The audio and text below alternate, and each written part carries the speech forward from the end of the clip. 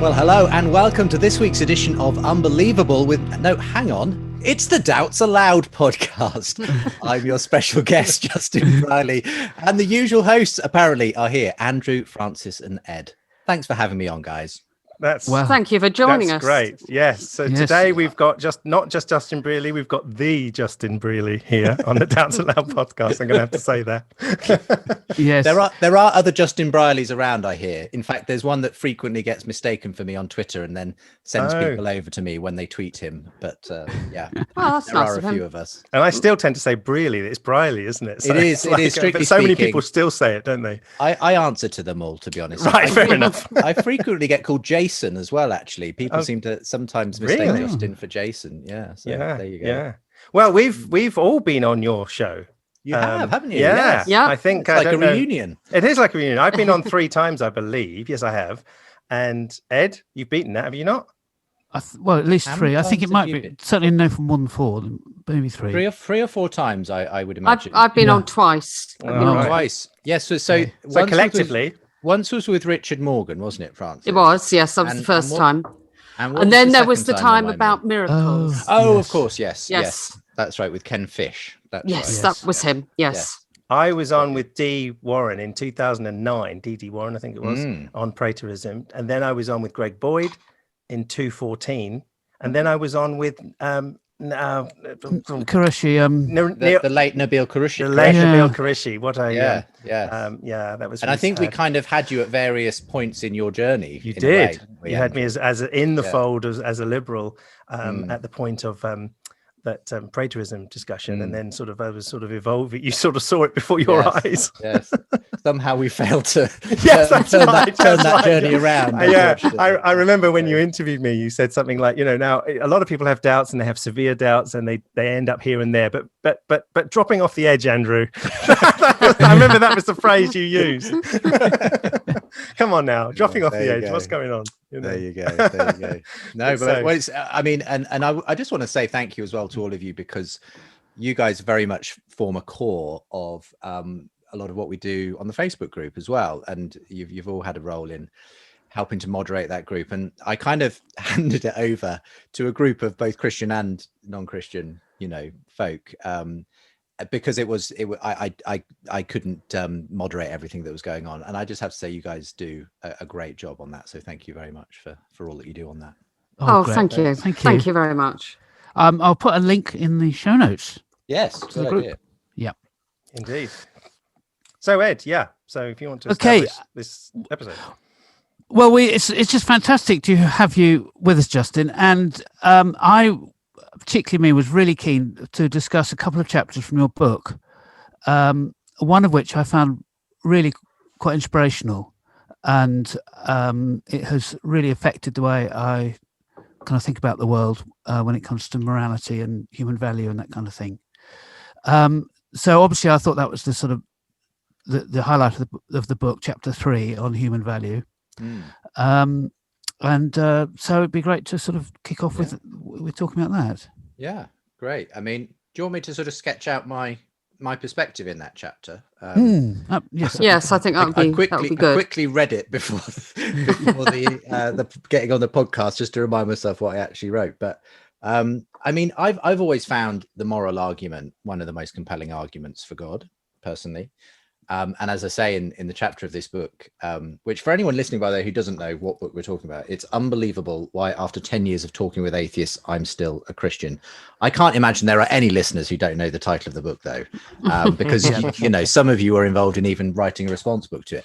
But the point I make in that chapter, and it's one of a sort of a series of arguments that I kind of collectively believe kind of point towards God as the best explanation for things, is simply that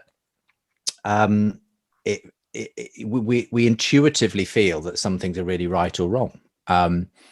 And when it comes to human value specifically, we codify that idea in things like the Universal Declaration of Human Rights. We believe that just by dint of being human, you have a particular set of rights, the particular way you should be treated, particular set of values that should be ascribed to you. And I meet many atheists who, are enthusiastic about that idea. In fact, I mean, most of the atheists I meet are advocates for social justice of one kind or another, and will be the first to be marching when it comes to racism or any other issue, around justice. But I've always found it really difficult myself to understand where an atheist, and by that I mean really is someone who subscribes to naturalism, and we could talk about that, how they ground that belief. Now, this won't be new to any of you. I'm sure you're all very familiar with this argument in one form or another. But the interesting thing is, for those who have not gone into the minutiae of Christian apologetics and the atheist Christian dialogues that exist, a lot of the non-Christians and atheists I meet simply haven't thought about this fact about, well, why do I believe that humans have this intrinsic value and dignity? And where does that value reside? And I can't see where it does reside on a purely naturalistic worldview, where ultimately everything is reducible to energy and matter in motion. I think the idea that humans are given that value by the fact they're created by a God who places their own image in them makes better sense of that intuitive idea that we have this value. Now, of course, you can simply say, well, we don't have such a objective value, and that is an obvious way of sort of simply countering it.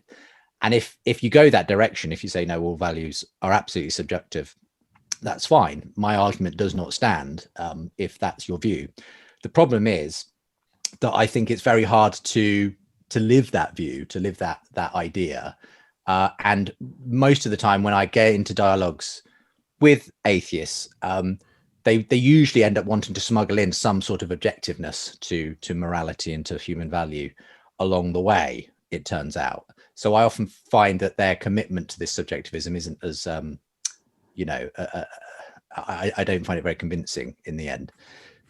So if you do believe in some fashion that there is an objective realm of moral values and duties, and that humans have some intrinsic value and dignity that is not sort of simply handed to them by the opinions of others, or somehow is just an illusion foisted on us by an evolutionary process.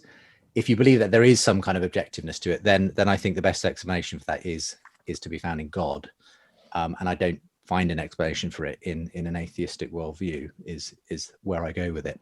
So that's in a nutshell kind of what I try to put across in the chapter. Can I try and explain my view, which Yes. is that morality is objective, but I don't believe I wouldn't put it in terms of there's a moral objective realm. And where I would say the objectivity comes from is that to be objective, something doesn't have to be completely independent of human thought. It just has to be independent of the personal opinion of the speaker. So if just as an individual, I might say something like, oh, I like vanilla ice cream. That's just a personal expression of my tastes. But if I start talking about, shall we say that smoking is bad for you? Well, you could say that what's good or bad about being healthy or being more healthy or less healthy, that's a kind of subjective thing, but it's not a personal expression of taste. I don't think anybody would say, well, it's just your personal taste to be healthy. That's something we all agree on.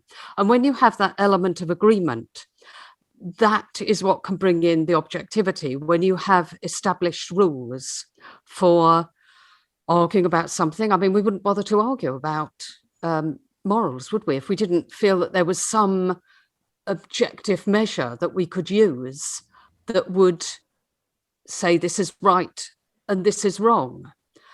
And I'd like to try and compare it with other things that are also dependent on humans, but which we also treat as objective. So, for instance, London is the capital of the United Kingdom. Well, that's something that is only true because humans exist. If humans didn't exist, there'd be no London and no United Kingdom. And I don't just mean there'd be no London in the sense there'd be no buildings, there'd be no concept of London. You need humans to have the concepts. And I think that morality is just another concept that humans have formed. Yeah. No, I think that's a great way of putting a kind of an alternative perspective on it, Francis. I suppose, I mean, just to tease out some of the examples you gave there.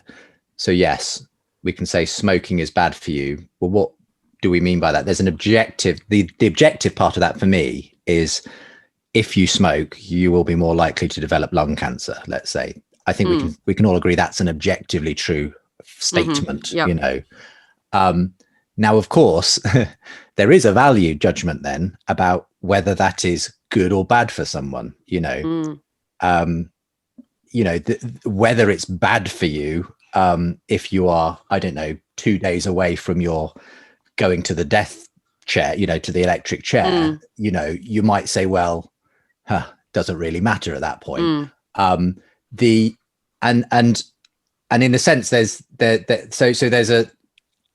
there is a sort of subjectivity to that whole question of, you know, ultimately though, the value we place on the fact that it will be more likely to cause us to develop lung cancer and so on. Now, in a sense, I'd say something like London, it's a great example of, yes, sort of an objective. There's an objective nature to the thing we all agree on. If we all agree on a term, then we can say that that's objectively true. But I find morality sort of doesn't quite, you know, fit that kind of a category, because I don't know. I mean, we could equally all collectively decide to rename London, you know, Brussels, let's say. And if we all did that, then we'd simply have changed the definition, you know, to a different thing. Or we could all collectively decide that London now is only, you know, 10 square miles in the center or something, you know. So we could all, you know, for whatever reason, come to just a different definition and then agree that, and that would then kind of be our definition of London. But it strikes me that you can't do that with morality. It's not the kind of thing where you can just collectively agree to understand it in different ways. Now, we may inevitably, you know, what we believe about morality as a society well may change over time. I'm not denying that. But as you said yourself, I think the fact we even argue about morality suggests there's oh, sorry, my microphone just fell over.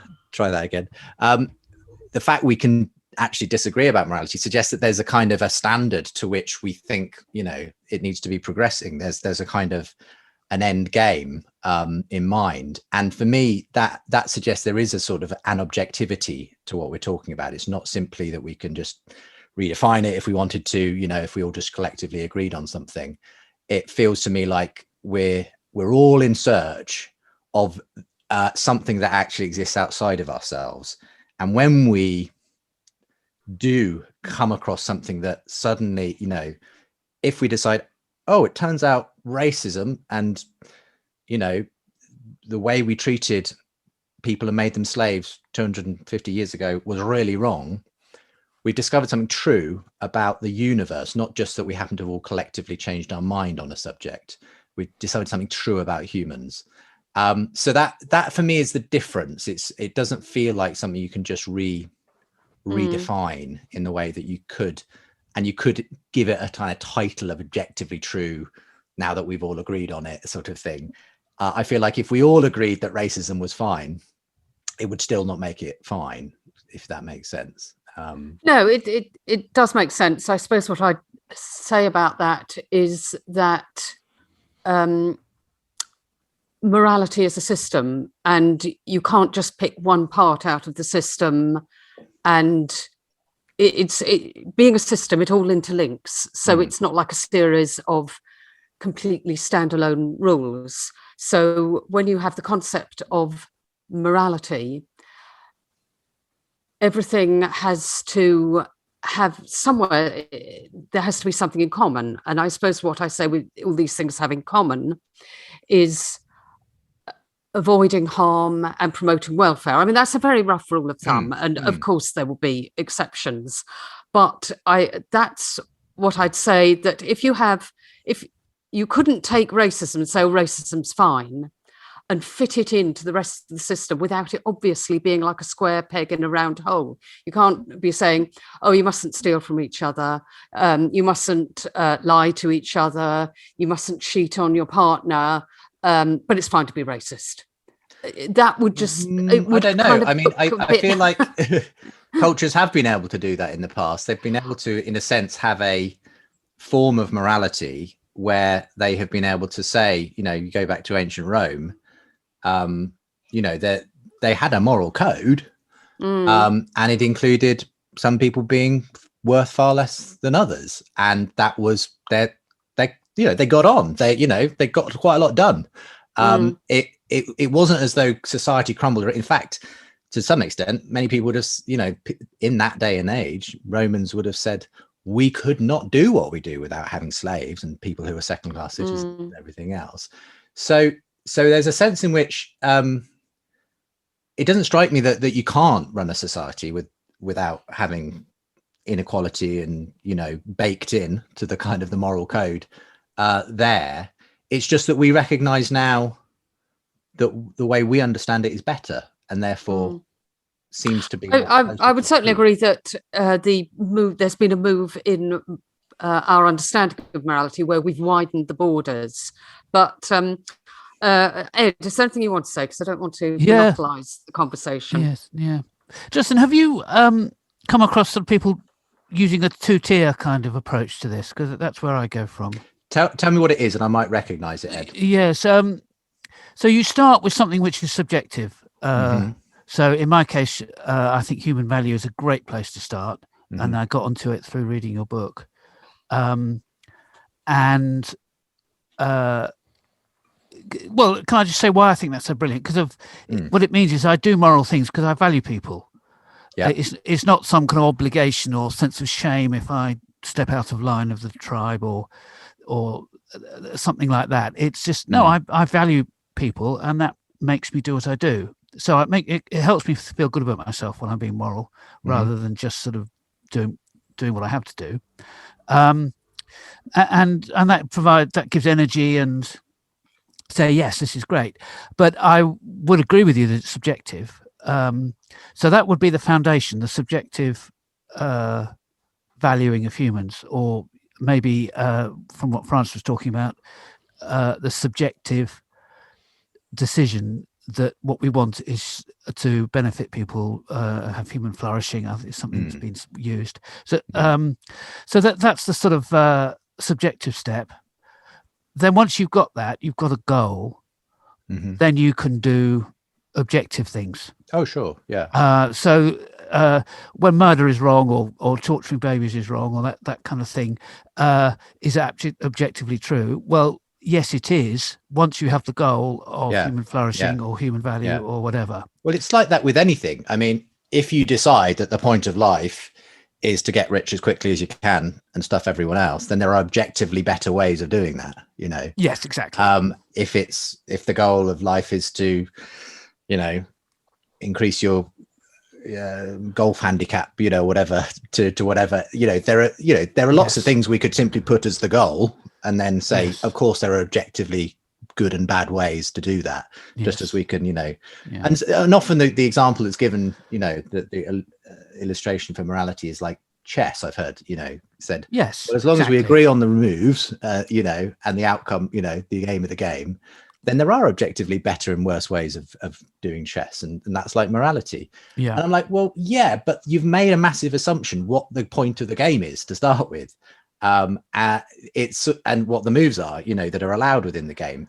That's a lot of metaphysical stuff that you're bringing to the equation, if you like. Yes. Francis was bringing one thing. Yeah, and if it's, you say, I don't think one is enough. Yeah, but you say I value people. Yes, exactly. That's fine. That's your Sam Harris like kind of flourishing of sentient beings is the kind of most basic thing. But Yes, it's almost more underlying that. Yeah. Why should we bother about flourishing if you Right. know? Well, it's because we value. Because we value people. Yeah. Sure. Yeah. But I guess I would just say then, but and as we you all said, do. but I think you've already said that's a subjective preference of Ed Atkinson, right? Yes, but what I want to say next is that all value is subjective. Right. So you can't have value without a valuer, and so a great artwork is greatly valued by people, but if suddenly we all wiped out and the artwork is still sitting there in an empty museum, it's lost all its value. Because a value is not intrinsic, it's extrinsic for everything. Well, might be for art. I wouldn't say it is for everything. I mean, that's the difference. It's like if there were, one human left on the planet and no one around to value that human, therefore, would that human lose all their value? Only the value that the human not gave to themselves. themselves, I guess. Well, not to themselves, but in a sense, I can, if I enter that thought experiment and I think about, would I rather they lived in a world where they were happy and got on, or they were experiencing some terrible thing? I would, I kind of have a sense of the value of that person. I don't think it's sort of just because they value themselves. So I don't know. I don't feel like the art thing. I mean, I totally get that. There are lots of things. Well, yes, I'm trying to say what value means. Value. Yes. So when God values us, which is how you root value, it's still subjective. He's decided, or that's his style, that's his goodness, that it comes from him, that he chooses to or does value humans. Well, yes, I suppose. I mean, it can't be something he can just stuff inside us, this sort of value. It has to be valued by somebody. Well, I think, yes, I suppose that's right. I mean, it's a bit like, I don't know, so what you're asking, I suppose, Ed, is why does the fact that God creates us and puts his image in us in the Christian view confer value on us? Is it because God is like just a really big version of us subjectively valuing each other? I'm not sure it's quite that. I think it's something to do with the God being the foundation of morality. So it sounds a little bit like what you're kind of asking. So it's touching on what's sometimes called the Euthyphro dilemma, which is, does God simply value it and therefore, or say what's right and wrong, and therefore, if you wanted, good could be wrong and wrong could be right, and so on. And so it's in a sense just as subjective. And I'd simply say that's not the way I understand God, as some sort of arbitrary dispenser of value, but that God, at the center of this Christian view that I take is that God is love, that God is defined, God is constituted by what is right and what is wrong. That it's kind of intrinsic to God. It's like white. You can't simply say, well, today white's going to be black. It's like, if it's white, it's white. There's no sort of, it's kind of part of its definitional nature, if that makes sense. So that's why I suppose I'm trying to get my head around this myself, but that's why I think there's this value isn't sort of arbitrary or subjective when it comes to God. It's kind of baked into the nature of things, if that makes sense. Well, if it's the nature of his love, then that's wonderful, but it would still be subjective from that point of view. Subjective but then if you're talking about God, it's very hard to talk about it being subjective. If God is the ground of all reality, in what sense is God in any way subjective? If it's sort of, it could only be subjective if there were another being that God was sort of in competition with, if that makes sense. It's like, more that we're in competition with rocks or something, that he's loving us in a way he doesn't love rocks. Sure. Yeah. Okay. Yes. I mean, God obviously, yes, I can agree with that. That God does value some things more than others in that kind of way. But that doesn't make it subjective, in my view. That just, it's more the idea that because God is conferring value in the way that you or I might confer value on a piece of art, say, that somehow makes God's value within us subjective. I just don't see that that's true, because when you're talking about God, you're talking about something that is by definition the ground of everything, and the ground of morality. It is the objective reference point for everything else. So I just don't see that you can say that God is subjective in the valuing in that sense. But I'd like to take this into a deeper level, and because I have quite a different take on the moral argument, probably than even Ed and Francis, in the sense that with two distinctions. One is that I tend to, when it gets to the philosophical side of moral arguments and everything else, I leave that to Ed and Francis. I tend to get more into Christianity stuff and Bible stuff. But I find that the moral argument has a massive, when it's linked to Christianity, has a massive elephant in the room problem, because it was actually probably an internal moral argument, instinctive within me, that was appalled when you linked it to Christianity. And I saw the moral argument actually being a problem for Christianity than for it. And you've probably not heard anyone maybe speak like that before, but that's the way I experienced the moral argument, I felt, because I think independent, and I know in your book, Justin, you say you were trying to distinguish between, let's talk about the moral argument and not the Bible. And I can see why you say that, because I do think that the moral argument is a great argument, actually. And it on my weaker days, it leads me to some sort of mystery out there, maybe deism if I'm not quite woken up properly, but certainly nothing to do with Yahweh, because it's the moral argument and intuitions for me that completely and utterly fall apart once you see. I know what you're doing there, because a Muslim would make the argument you make, and then of course they join the dots to Allah.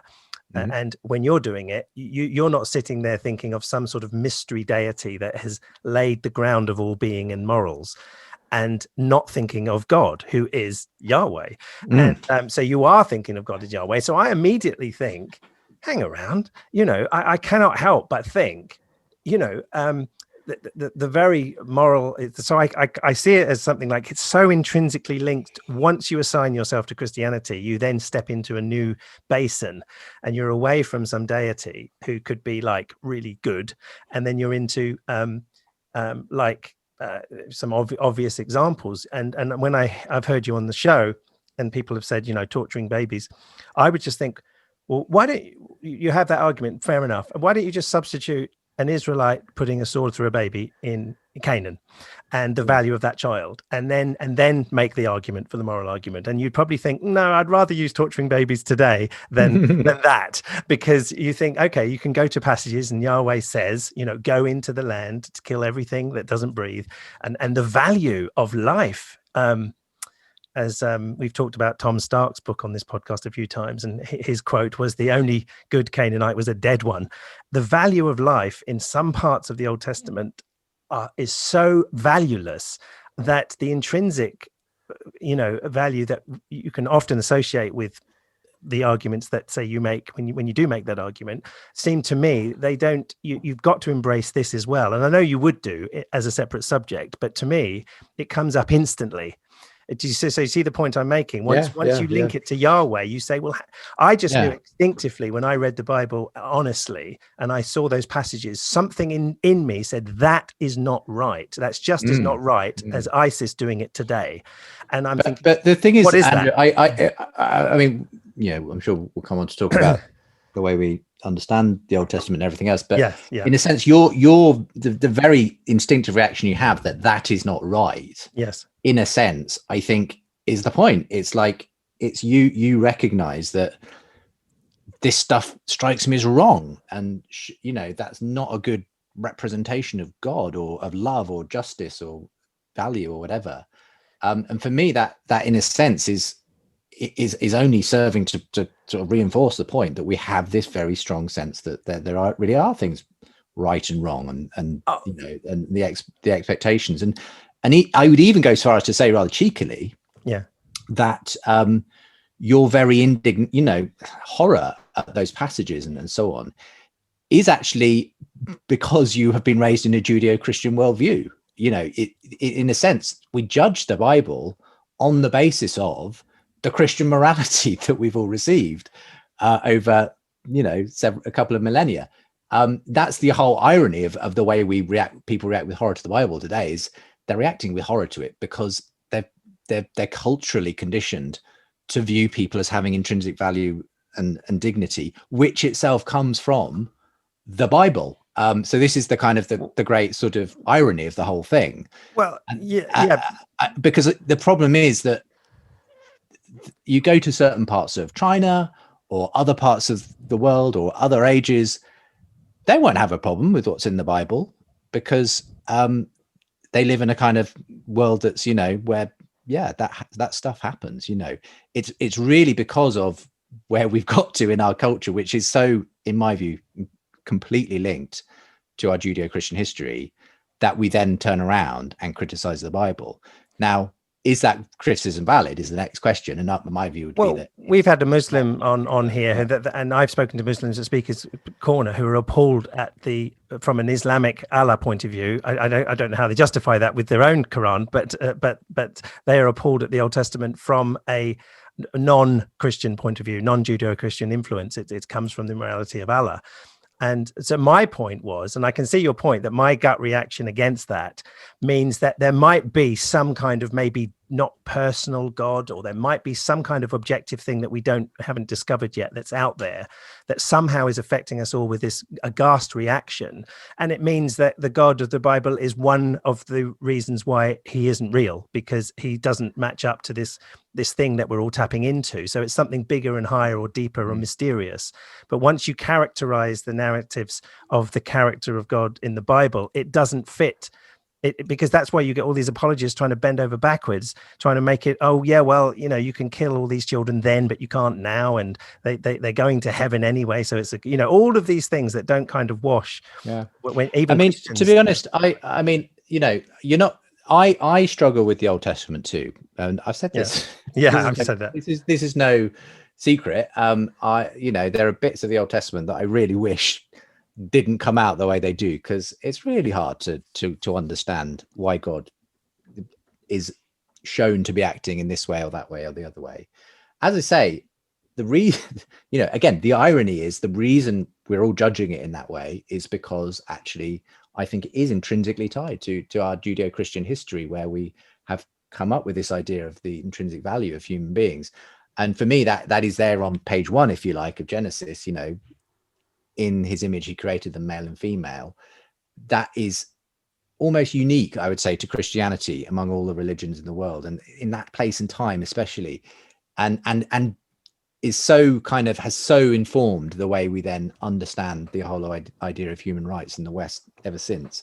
I just think there's a very, very strong argument for that, but it still leaves us with this I'd say it was Jesus much more. Well, the Tom Holland stuff. Yeah, exactly. But Jesus is fulfilling, in a sense, what begins on page 1 of the Bible there. But funnily enough, I'm glad you raised him, Ed. From the dead. Jesus is also where I go with your problem there, Andrew. This won't be new to you, but at the end of the day, there are lots of ways you can apologetically, sort of strategies, if you like, that you can approach with the Old Testament. We've all read, I'm sure, the Paul Copans and the Greg Boyds and but in the end, for me, I kind of just go with, okay, I don't fully understand what's going on in some of those passages in the Old Testament, but I do understand what I see in the person of Jesus Christ. And what I am told and what I believe is that he is the best representation of God. So if we're seeing God in some way, in a slightly disfigured, misunderstood, or misinterpreted way in those Old Testament passages, and I'm not making that judgment, I'm not in a position to, in all honesty, but if all I know is that, like it says in Hebrews, whatever you heard in the past, this is the real deal. Everything else was kind of just a picture, a part of the puzzle. this person Jesus now is the true representation of God. And for me, I'm happy with that. I that's why I am a Christian. I'm not here in a sense to, if you ask me, what do you believe in? I'm not going to take you to a passage in Leviticus about slavery and say, yes, this is the core of my faith. No, it's this person, Jesus, and what he did, and the movement he began, which was, I think, undeniably the most liberating, empowering, extraordinary, transformative movement the world ever saw and has and continues to see. We can wrangle about the Bible and about the character of Yahweh, but I just see all of that kind of, I just look through the lens of Jesus Christ and say, I don't understand it all, but I do understand Jesus. That's kind of where I end up with that. There are realities, though, even with Bible and Christian scholars and everything, who see all these problems in the Bible that as Christians they struggle with, which is hierarchy and male headship and the different values of people are given in passages in the Bible as humans. And there is the struggle of church history that has also had the bad side, with passages from the Bible, say in the New Testament, to do with slavery, which were used and picked up in recent slavery. And so the Bible itself and Christendom has also been quite abusive as another side of the coin, with warfare, with warfare principles that perhaps a lot wouldn't hold today, have often been enforced by the Bible. And so the Bible itself doesn't seem to necessarily do the trick of this transformation, because it's got this dark side throughout church history, which has been pretty bloody in the name of Christ. Even if you say, well, they got it all wrong, the fact is it's still linked with Christendom. I'm not trying to absolve. I'm not trying to suggest that ever since the year zero. Ever since Jesus came, it's been like this wonderful redemption. No, I mean, of course not. And you referenced that, Tom Holland's book Dominion, which makes this very powerful case, I think, for the way our values are shaped by the Christian story and the Christian Revolution, but does not hold back on all of the awful things that happened in the name of Christendom as well over the centuries. So there are no sort of rose-tinted spectacles on that front. And yes, Scripture gets used and abused. Of course it does.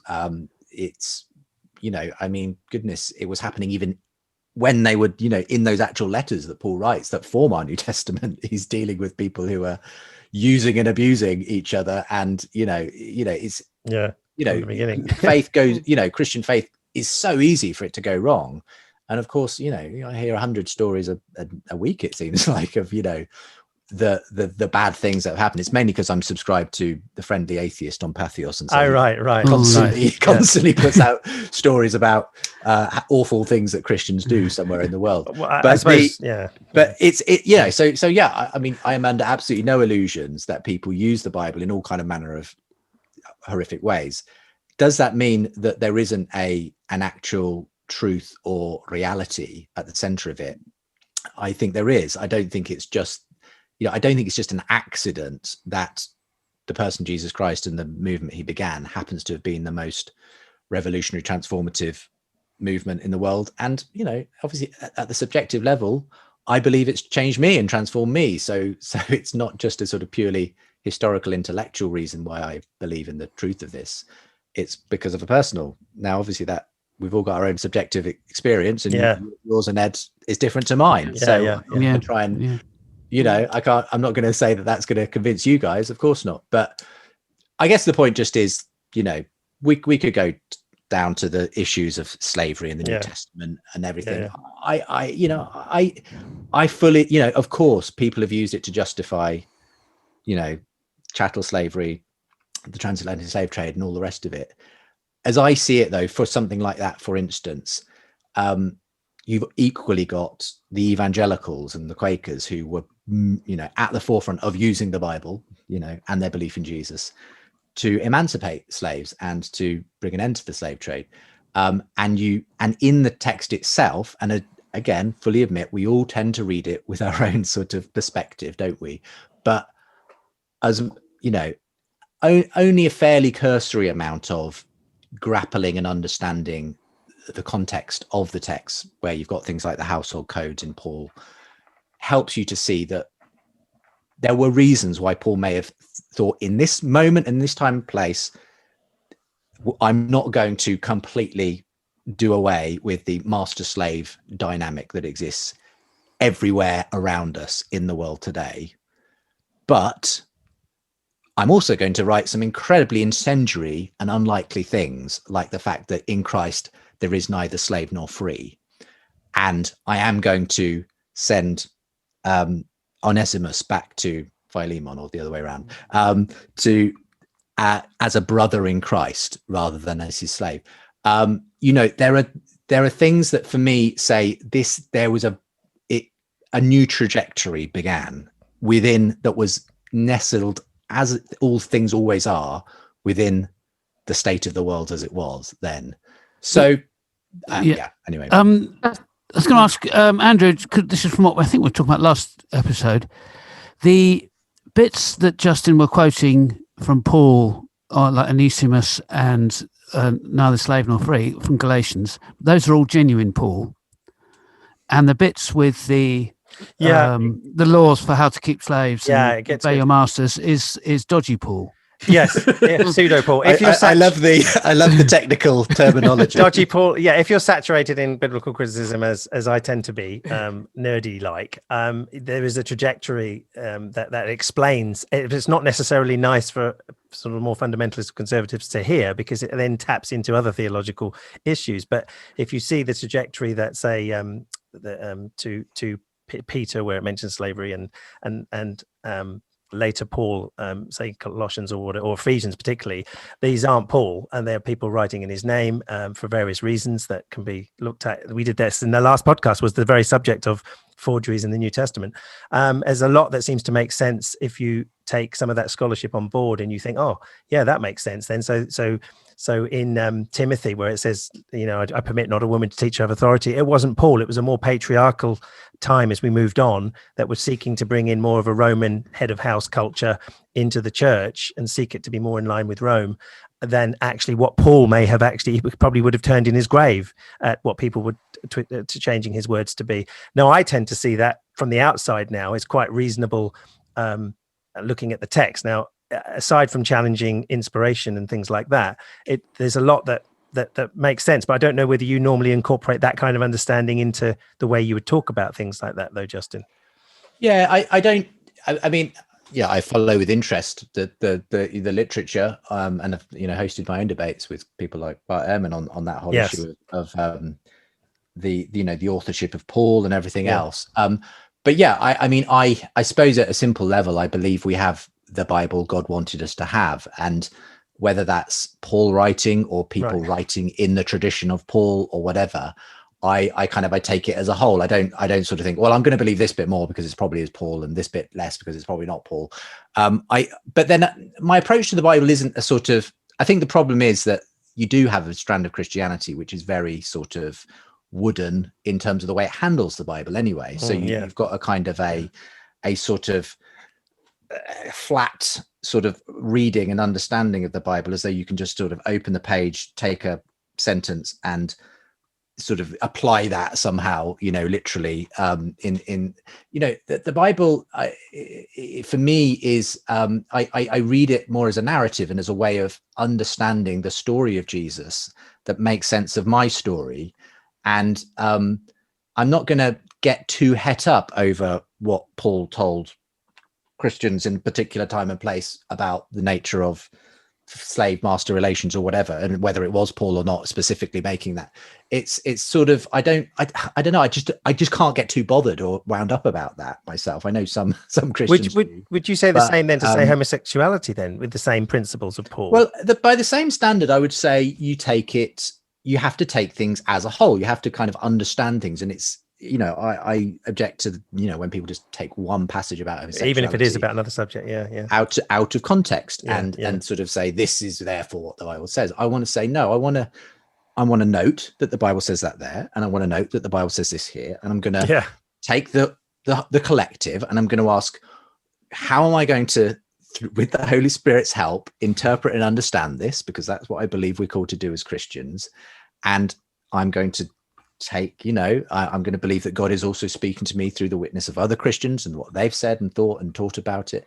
And I'm ultimately going to have to come to a point where I say, this is where my best understanding and reading and faith leads me to that. And, and so it's kind of, but that would never you could never boil that down to just, well, it says here in 1 Timothy or something, that's it.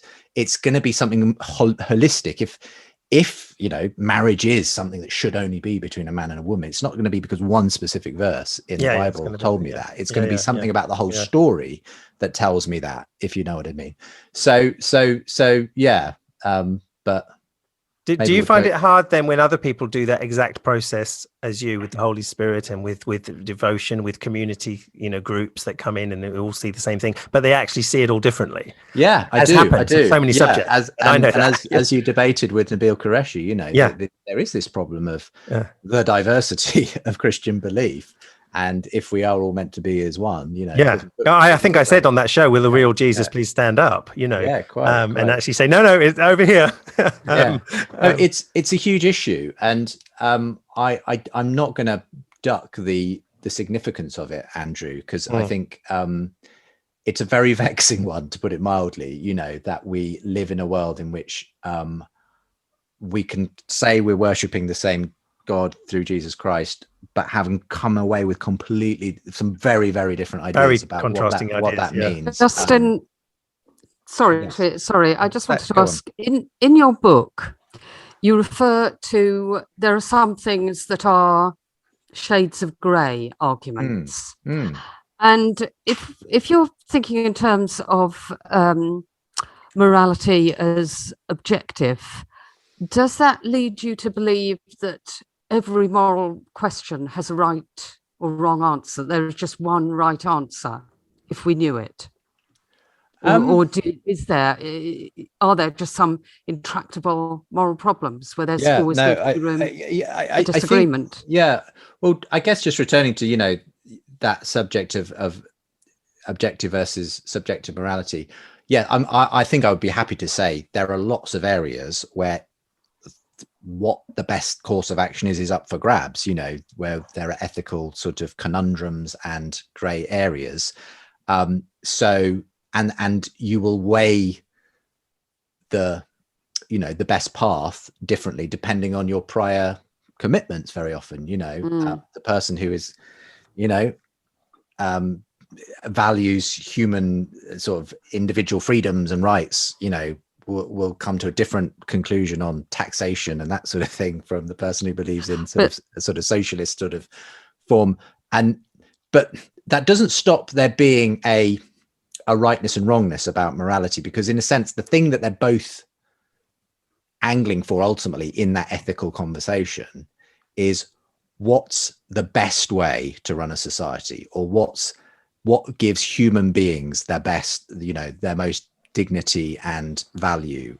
There's still an objective thing that's at stake, even if it feels like once you get into the weeds of the specifics of many ethical issues, it's very hard to say that one person is right and one person is wrong. Does that make sense?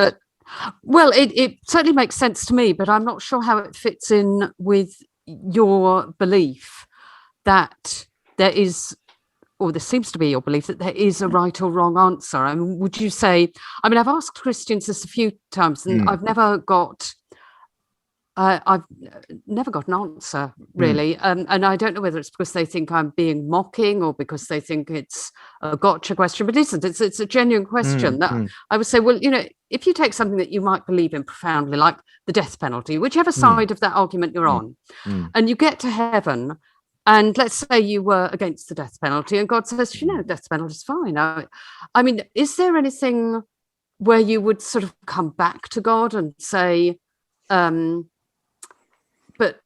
what about this God? What about these arguments? Or do your arguments just all, well, obviously, I'm expecting when I get smoke. When I get to heaven, I'm assuming God is going to agree with me on absolutely everything I believe in, Francis, because why wouldn't he? You put your finger on it there. It's that I am very fallible as a human being, and I hope we'd all have the humility to admit that we might be wrong about a great number of things, including ethical issues. And yeah, as it happens, I don't agree with the death penalty. So there's a good example. And what if I pitched up in heaven and God said, it turns out, there was a really good ethical reason why we, the process. Don't go traveling around Texas. I suppose that's kind of my point, that you would expect him to give you a reason. I gather from that it wouldn't be enough for him just to say, this is what I say, this is my nature. But my nature is that the death penalty is good. I would be surprised if the death penalty was a valid expression of God's nature in terms of what I understand, God, the way God values life and so on. Now, I've no doubt, though, that if I am mistaken in that, it will become, with God there, it'll become glaringly apparent to me just why that I was mistaken about that. Now, as it happens, I don't think I will be, but that's just my hubris, that I believe that that's sort of one of those You'll ones. probably say, oh, Paul didn't write that. I was trying to stop this writer saying this. The jolly thing got into the canon and they didn't plot it. Yeah, but I mean, what you're asking though, Francis, is there a definite right or wrong on every moral issue you could get to mention? In a sense, I think we almost, it's impossible for us as humans to ever be able to have that level of certainty about a wide number of things, because we don't have enough knowledge, we don't have enough perspective on the picture. I think it's perfectly possible that God could have perfect moral knowledge of every single situation, if you like, because he sees every contributing factor that we simply can't see. So in a sense, I don't have any problem with the idea that God knows exactly what the right moral answer is to every single moral question where there is a right or wrongness about it. I think, though, that God is gracious enough to kind of engage with the fact that we're human, and that we, as long as our spirit is, if you like, attuned to trying to work out the right thing, and often failing, I'm sure, but that God's grace will, we're, as a Christian, I believe we're all sinners and we get things wrong all the time, and I do too. But that God's not gonna, beat me up about that when I get to heaven, let's say. So yeah, it's a factor of our humanity makes it impossible for us to know in a great deal of cases what is right and what is wrong, I'd say. Have you? Well, thank you for letting me ask my question. I just want to say thank you for letting me ask my question. Thank you for answering it. Okay. I was going to say, have you moved on anything that you could talk about? Like, I'm going to suspect you might have moved your view of hell based on your character of God and the traditional view to something else because of once you would have embraced it because you thought it was right, and then you didn't. Yeah, I mean, and I'll be honest. I mean, not that I spend a great deal of time thinking about the nature of hell before I started doing Unbelievable. So sometimes just doing apologetics and theology forces you to kind of take a position on something. Yes. But I grew up in a church where, yes, there was a kind of traditional view of hell, eternal conscious torment, though I don't think they would even have called it that exactly, but that was the idea.